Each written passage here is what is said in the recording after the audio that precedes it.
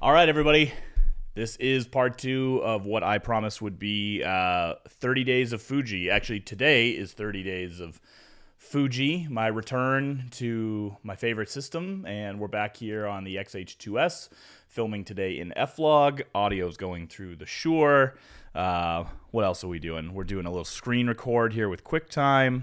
And I think everything's working. So hopefully it's working the way I intended. And today what I want to do is show you 12 photos I took in the first 30 days with the camera that I'm pretty happy with. These are, I don't know if I would say any of these are in my favorite list of all-time photos, maybe a couple of them. I've been a little scattered with this camera. It's so diverse, it's so good at video, and I've been so interested in video lately that I will say I think my stills shooting has suffered because I haven't been focused on stills. But I really love having a camera that I feel like can just do whatever I ask it to do. Stills, video, you name it. So I wanted to talk you through some of these on like the video and kind of give you an idea what my settings were, how I thought the gear performed. Pretty sure all of these photos were shot on the 150 to 600.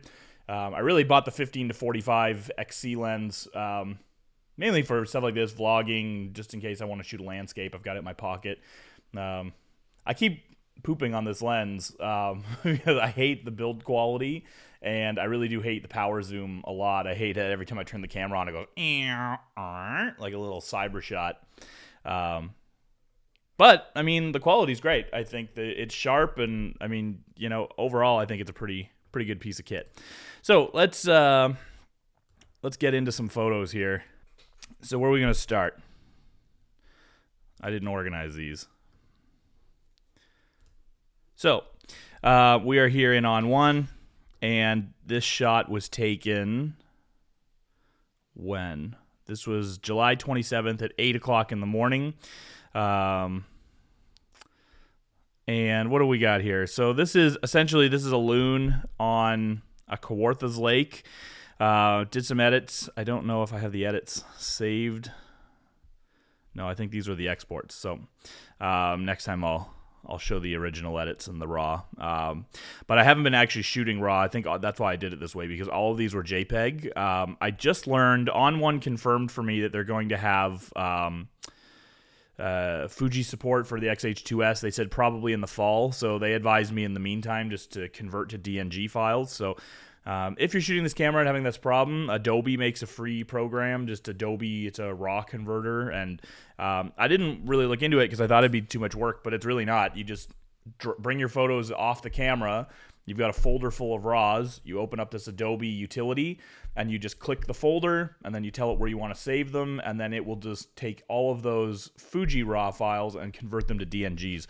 And honestly, you know, yesterday I did a shoot, I had about 150 photos, and took maybe 2 minutes or something. Like it's not a long process, and it's really easy. It just drops them wherever you want, and then On One can handle them. But I didn't know that for most of the time I had it. I'm still curious to see if there's any degradation in quality. It doesn't really seem like it, but I'm curious to see how that goes. So what were we at? This was 8 o'clock in the morning, ISO 800.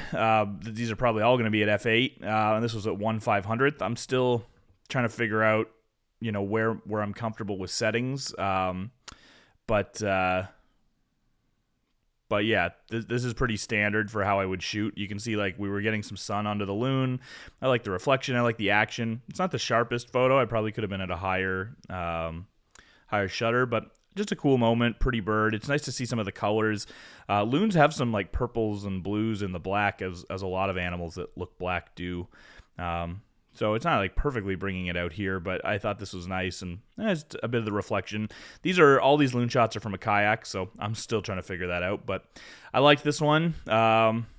8 o'clock this time of year, this is when we're going to get a lot of sun, and interesting, I could have shot this lower on the aperture, but I guess I didn't. I was at 451 millimeters, so I wasn't even at full range on the lens. That's how close the loons often get in the boat. So for me, this is a big reason right away why I came back to Fuji, because I just need a zoom. When I was shooting loons, I shot a lot of loons last year with the Canon R5 and the 100 to 400 EF lens with the teleconverter, and usually I left it on. Sometimes I take it off, but when I was shooting with the Olympus 300 f4, I only went out for loons once or twice with that lens, and The lens is great, but the trouble is all of a sudden I'd find they're too close and I can't zoom out or have any flexibility. So the Fuji gives me extra reach, but it also lets me pull it back and get shorter if I need to, which is nice. This was more recent. Nope, wrong. This is the same day. So actually, this is I'm on the wrong lake. So these were not Kawartha's lakes. These were in a park called the Kawartha Highlands. Different, much more Canadian Shield type. You've got more rocks in the lakes and not as swampy, deeper lakes. So what's interesting is our normal lake, which I don't know if I included many photos from there, but the normal lake, the loons had chicks. Or one chick anyway, but the lake's farther from me, and the lake's kind of swampy and lots of mosquitoes and such. So we wanted to try something closer. I wanted to try something closer to me, and we found this lake, and we found actually tons of loons, but the female, don't ask me if this is her or the male. We met someone there who's been photographing and videography, taking video of her for he's been doing it for 31 years, and apparently she's 47 years old. So I haven't fact checked that, but either way, lots of locals told us she's an old bird who's been around for a long time.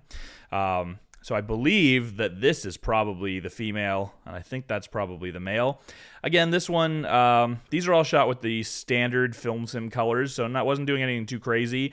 The reason this is so colorful is you're getting the reflection from the trees, and then you're getting the light from the sun.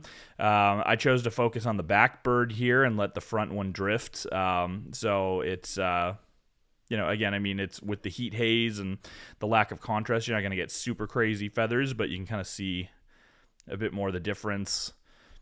Because of the difference, I wasn't going to get both of them on the same focal plane unless I stopped dramatically down, but I didn't really want them both in focus. I went back and forth, but I liked this one here.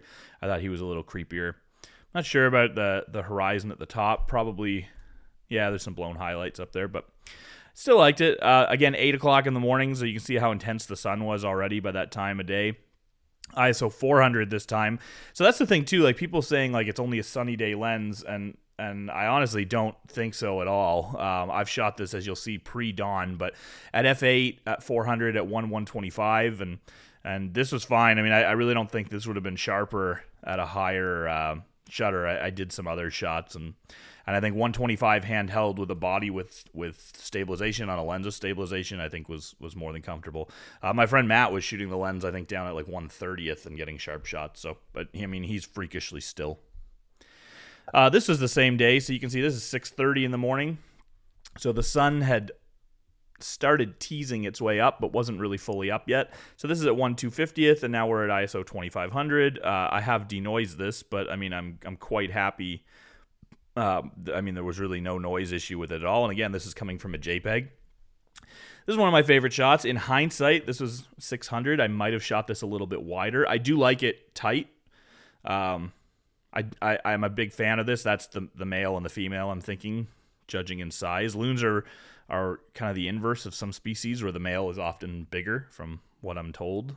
Bigger head and bigger body. So that's what I'm guessing here. But it would have been nice to see maybe a farther back composition. Now, I could do that. I could take this into Photoshop or Affinity. I don't use Photoshop anymore. And add canvas to it.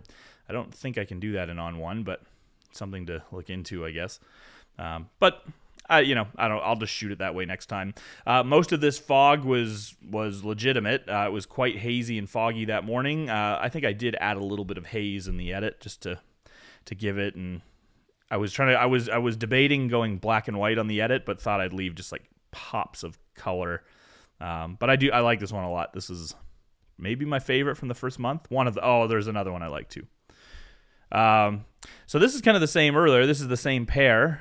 This is, what was that one? 6:30. So this was like 2 minutes before. I think they were here, and then they circled around to my left. Same as the earlier shot with the two. I mean, here they're on the exact same focal plane for the most part. She's maybe a couple inches behind him. But I didn't really have to pick and choose here. They're a couple feet apart. So again, I went back and forth, but I like this one. I'm not sure what that is in the back. I could have cloned that out. That might be Matt or something in his boat, but still foggy. I cooled the temperature off on this. I mean, this was cool. The sun They're looking over towards the sun, but it hadn't really cleared the trees, so it was naturally kind of cool. But I like the blue tones in it, so I cooled it off. And again, I think like a lot of detail is getting like this is super hazy for sure. I've denoised this as well. But I think like getting some of the detail in the bird is from proximity, but also contrast. So the fact that like he's a little ruffled here lets you start to see what's going on. If he's totally flat, then you wouldn't see anything. And even his head, even if I was closer with more light and no haze, you're still not going to see feather detail unless there's light showing it. Otherwise, it just looks black. So, but I like this one quite a bit. This one's not a great photo. I just thought it was super cool. This was the first time I'd seen a loon in flight. My settings were bumbled. But again, like I said earlier, this is why I really love a zoom. I was shooting long. This is at 5:56 in the morning. So again, this is not a sunny day lens. Like, I mean, the sun was not up. Sunrise was about 6. So there was starting to be a little bit of light in the sky, but by no means was the sun up. I was at ISO 3200, no issues. 500th of a shutter. I wish I was higher. Like, I mean, the loon wasn't moving quick. She was coming in for a landing here. And I'm at 5.6 because faster aperture with a shorter focal length. But I had a series of maybe 15 of these. The autofocus was really good. It didn't lose the bird at all through that. I mean, again, like if I were going to put this on a wall, I would probably add canvas and reposition. I don't love where the bird is positioned, but I mean, this is just an excite shot for me. I'd never seen a loon in flight at all. So then the first time I see one, all of a sudden she flew away from me, and then she comes and she banks and she flies around the lake, and all of a sudden she's coming back towards me, and it looked like I was in the way of where she wanted to land. So I just kind of stayed still, and then she missed the boat a little, and she landed like right after that. So that was pretty cool to see. So I'm stoked on this. I mean, it's not sharp, but it's certainly not a mess like for a moment that I'm excited about. I mean, this is a photo I'll keep and come back to just because I thought it was cool. I'm gonna have to read. I don't understand why big birds like this just fly around so much when they're not migrating. But the guy we met told us that they just kind of fly from lake to lake and just they get bored. I mean, I don't imagine there's much better fishing in the other lakes, or they would just live there maybe. But maybe I'm wrong. Maybe territory or something. It's interesting. While we were there, other loons flew in. So there was the pair, and then at least one other one flew in, and there were there were 3 for a while, and then they all left, and then a couple came back. This one definitely fought with the IQ, but we're talking 4:57 in the morning with the telephoto. I was driving and just saw the moon.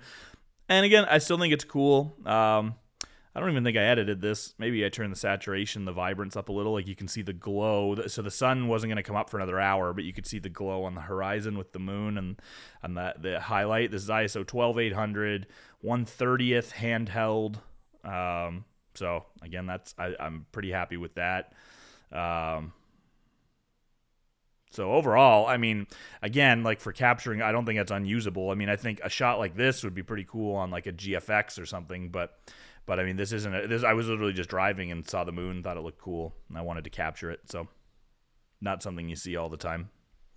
But again, considering like if I were shooting a silhouette, let's say there was something like off in the horizon and I could get the silhouette. I mean, I could definitely work with like, well before there was light in the sky. So I think that's kind of neat. This is very me. I'm a big fan of black and white. I mean, one thing, this channel's pretty new, so I probably haven't really established it, but I'm a big fan of kind of fine art photography. I don't like a lot of wildlife photography because I just think it's kind of boring.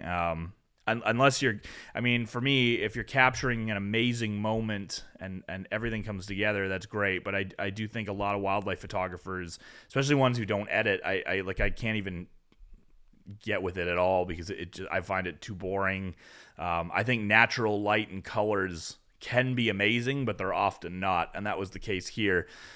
This was shot at 7:51, but as I've shown in the last few pictures, by that time we're talking full sun. This is a little green heron, which actually isn't green at all. They're kind of like black and purple. And again, we're talking a bright blue sky, a garishly green tree, and the bird didn't have much color. There was no contrast. So stuff like this, I'm a big fan of. I love negative space. I love high key whites and blacks. I just thought it was a cool pose. So something like this, I mean, not this particular one, but photos like this are pretty indicative of stuff I like that kind of highlights the subject and things I would maybe put on a wall or something like that. I think I clone stamped. There was some other leaves and branches down here that the crop didn't get rid of, so I got rid of those. What are we at? This full extension, 1600 ISO, 2000 shutter. I mean, I was expecting him to fly if memory serves, and he didn't. So I think that's why my shutter speed was up. I was expecting him to bounce, but he didn't. So. But the ISO, I mean, especially in a shot like that, like really doesn't matter. You just denoise it out, and there's not that much noise in the sky anyway.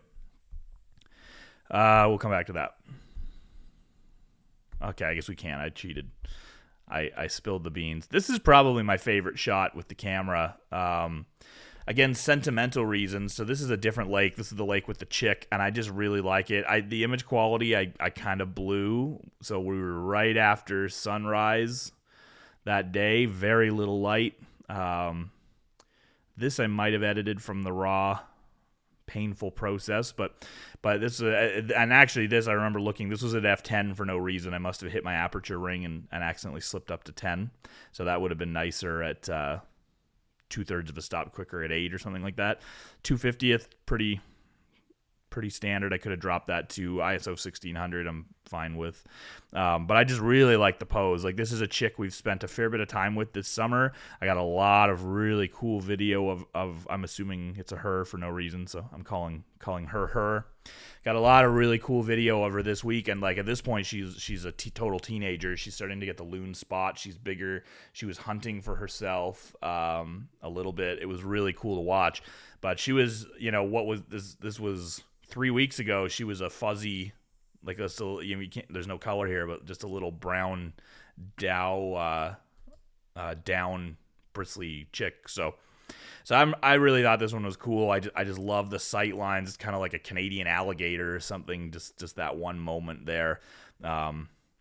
And again, I mean, 1 month into YouTube, I'm realizing how much fun comment sections are, and I love it. I'm always down for an argument as long as no one's being nasty. But I mean, this is art, right? I mean, you've got to be subjective if you're looking for the most 300% zoom, technically perfect sharpness or something. I'm probably not the channel to follow. I mean, sharpness is important to me. Dynamic range is important. Image quality is very important to me, but it's not the most important thing to me. If you show me a high quality image from a quality perspective, but the subject's boring or the lighting's boring and composition is boring, I really don't care how sharp your picture is. And unfortunately, there's a lot of people that seem really content to get just like really sharp pictures of a bird on a stick doing nothing with boring colors, and it's not my thing. To be fair, though, a lot of people don't like this. I mean, I posted on Instagram, didn't really do that well, but I mean, I don't think you can do photography for other people's applause unless you're a commercial shooter shooting for a client. If you're doing it for yourself, do you, and if people are into it, they'll be into it. But I really like this picture. I probably will print this at one point. I'll probably try the edit again, especially once there's raw support built into On One, and just see what I can do. I think I tried another one. I might have darkened it down here a bit more, but actually looking at this one, I think that was a mistake. I like this one more, I think. So I really do like black and white, especially. So this is another example of that. The colors are just really bad. So the best way to deal with bad colors, if you can't get them to a point you like, is just get rid of them. Colors are a little better here. What time was that? That was 6. That's funny. So there's the chick in the next one. So this was 6:10. This was actually taken before 6.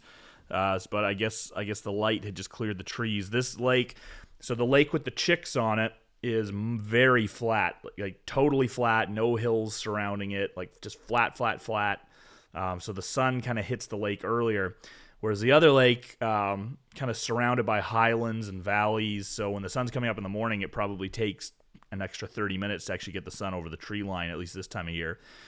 So what were we at? 214 again. This is, I mean, just going through your library will tell you what's important to you when you shoot. So being able to shoot close, if I was on the Olympus and had to shoot the full 600, I wouldn't have had any space, and that's not what I wanted. That lets me slow down the aperture a little bit, which is great. 1/250th. That's kind of my starting point most times. To slow down if I can, speed up if I need to. 3200 ISO. Again, I was fine with that. There wasn't a ton of light here. I mean, this is a tough time of day to be shooting for sure. And I'm not going to argue and say that another kit couldn't do better. So in this particular shot, 214 millimeters, I mean, yeah, the Fuji 200 f2 would have just destroyed this picture in a good way. I mean, f2, blow everything out. Now, I might have had trouble keeping them both in focus, though, which I don't know what the focal plane would have been. They look even, but I think the mom is a little bit farther back. So I don't know how that would have gone. So yeah, I mean, even, a 300 2.8 on a full frame sensor might have made this particular photo a little bit easier, a little bit better. Yeah, probably. I mean, I would say probably definitely at that point. More so the lens and the sensor. I don't know how different that would be versus the Fuji 200 Prime. But the issue is, I don't like primes. I mean, I would love to have the lens to get this perfect shot at this perfect moment, but if I'm going out kayaking, I don't know what I'm going to get, and I'm kind of shooting for whatever happens. I know I'm going out to shoot loons, but I don't know where the perfect shot's going to be. I don't have time to change lenses. I don't want to change lenses and bring more gear in a boat. So for me, I like the zoom. I mean, of course, I wish this zoom was faster. I wish it was 5.6, but there's not a lot of options out there that are going to give you that speed on that focal range with this sharpness and stabilization and weight and yada yada. So I'm happy with this. I mean, again, this is already cropped a little bit probably. And I'm happy with the quality when I zoom in. I mean, these aren't shots where I'm going for feather detail in the head. These are, if they were, I wouldn't be at 200 cropping. I'd be at 600, right in on the chick. And again, I don't know if any kit in the world is giving you feather detail out of this loon at this angle because the light's coming from behind. So if anything, you might get a little bit of detail here, but you're not getting detail here. Nothing in the world, no amount of gear or money is getting you feather detail here on a loon that the light's coming from behind. There's just no chance. Not in the black. So the chick's a different story. You can see, the chick, even because the chick's got a little bit of texture, you can see how different that looks from like the flatness of mom, right? A little bit more color here, so I probably turned up the saturation a little, or vibrance. I usually use vibrance. I'll use both, but vibrance I start with, just to get a little bit more color in the water. But again, I like the reflection. Trouble with this lake, you can see it's really weedy, so a lot of times it's tough to get like really nice colors and smooth water. We're going to Algonquin Park in September, and if there are chicks, they'll be grown by then. But I'm hoping the lake, maybe we'll get like a glass morning for like a perfect reflection shot. So I'm hoping to know my gear by then so I can really go for it. All right, a couple more. This is the same thing. Kind of looking into so you can start to see some feather detail here a little bit. Looking into the light, I'm not sure. It doesn't look like I blew the highlights there. A little bit more detail in the chick. Again, bit of a crop. This was at 450. Wasn't really sure where I wanted to shoot it. I probably just cropped this to straighten it, though. Similar settings, so backed off to 7.1, ISO 4000. This is shot at 5:50 a.m. before 6. So I've shown shots in other videos. If you're only watching this video and you hate all these photos and think these photos are terrible and the camera can't capture feather detail and the lens isn't sharp, to each their own, but I would encourage you to go back and watch a couple of my first videos from early July when I first got the camera. I did a wildlife review, I did an EVF test, and I've got lots of examples with razor sharp feather detail of songbirds. Some of them even in really low light, but different birds, different contrast patterns, different angles of shooting them, not in a boat trying to stay upright. So loons in a boat are really hard. Loons in a boat before dawn, really, really difficult. So the reason most of these are loon shots is because that's really all I've been shooting. I didn't include any of the pond shots, just because I don't really like any of them. I built this whole pond, but it's still not very pretty, so the birds tend to congregate down in the muddy banks.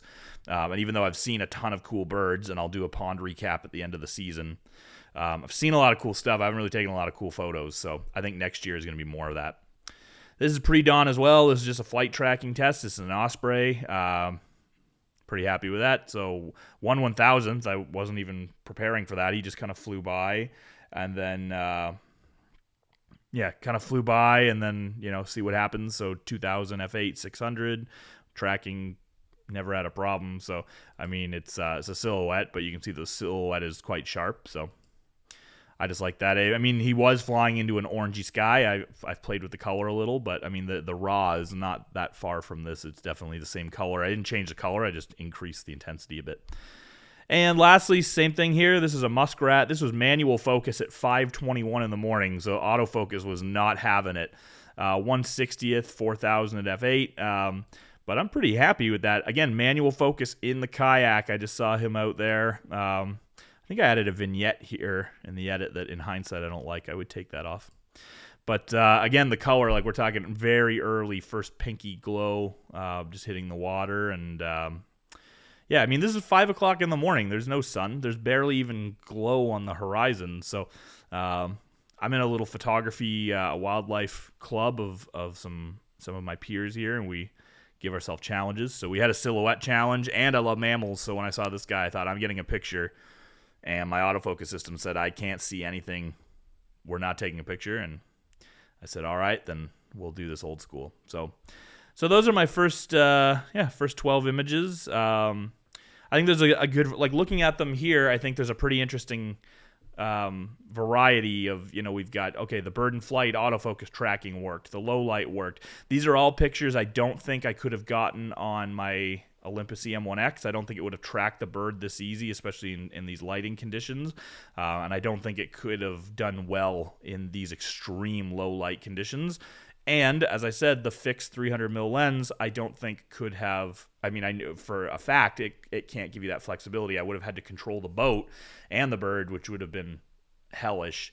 I think my R5 could have given me most of these pictures. I didn't have the same reach, but as you saw, a lot of times I wasn't using the reach, and it's not that extreme, probably another 200 millimeters or something on most of these shots, and I'm sure I could have cropped that in and got it. But I've been shooting the same lake with the R5. I did, again, if you want to go back and see it, I did in my videos an R5 comparison, and I don't really see any difference in the image quality. I mean, again, if you're looking at this thinking the birds look washed out and